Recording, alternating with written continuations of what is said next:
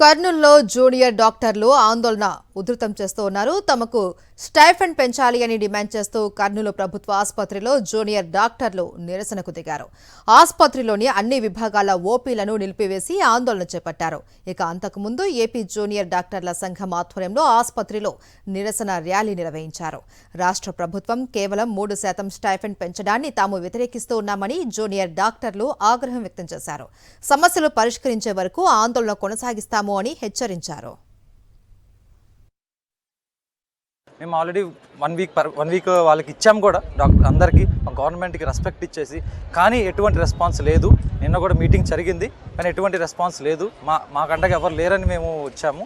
So మేము as a డాక్టర్స్గా అనుకోవచ్చు, అంటే పేషెంట్స్నే తీసుకోవాలి కదా, ఎందుకు పేషెంట్ చూడకుండా ఇక్కడికి వచ్చే పేషెంట్ కేర్ ఇబ్బంది అవుతుంది కదా అని మీరు అనుకోవచ్చు.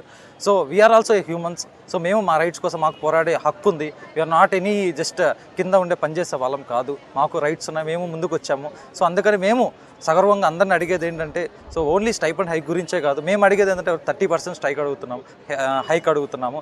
సో గవర్నమెంట్ 3% ఇస్తామని హామీలు ఇస్తున్నారు. మాకు అటువంటి హామీలు ఏమొద్దు.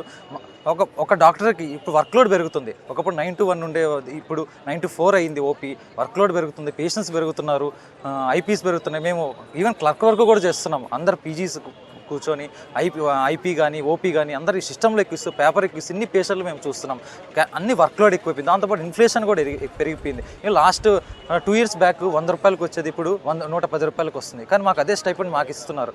మేము ఈ వర్క్లోడ్తో, ఈ ఇన్ఫ్లేషన్తో మేము ఎలా బతకాలని మేము అనుకుంటున్నాం. చాలామందికి పెళ్ళిళ్ళు అయ్యి ఉన్నాయి, చాలామంది ఇంట్లో ఫ్యామిలీ పోషించేది ఉంది.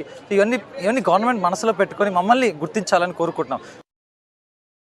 మరిన్ని అప్డేట్స్ కోసం ఛానల్ను సబ్స్క్రైబ్ చేయండి. నోటిఫికేషన్స్ కోసం బెల్ ఐకాన్ పై క్లిక్ చేయండి.